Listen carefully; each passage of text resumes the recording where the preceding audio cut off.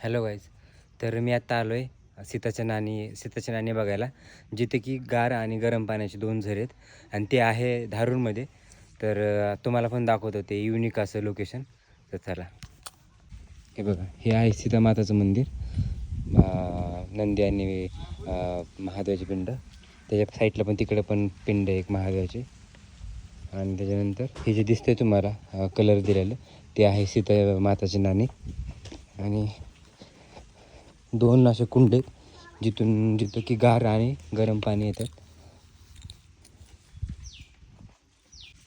हे आहे बघा सीतामाता, हे त्यांचं मंदिर आहे आणि इथे पिंड आहे.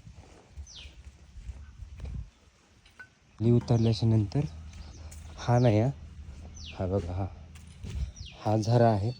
हा आहे गार पाण्याचा. हे पाणी पण पिऊ शकतात. आणि तसंच थोडं मध्ये गेल्याच्यानंतर थोडं सांभाळून जायचं, कारण की पाय घसरते. बाहेर पाणी येते बघा ना.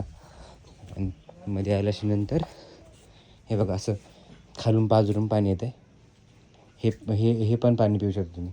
आणि ही आहे सीतामाताची नाणी बघा.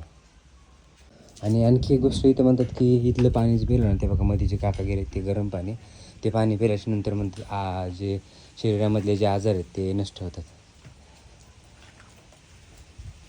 हे आहे सीतामाताची नाणीमध्ये हे बघा, ही आहे सीतामाताची नाणी. आणि म्हणजे सीतामाता इथं आंघोळ करायच्या. रामाने बाण मारला होता त्यांच्या पाण्यासाठी. तर हे आहे गरम पाण्याचं कुंड.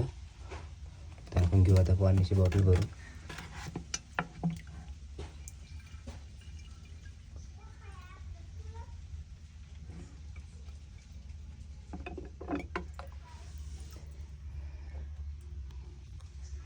तर असं आहे बघा हे कुंड आणि नाणी दोन्ही पण एकत्रच आहे.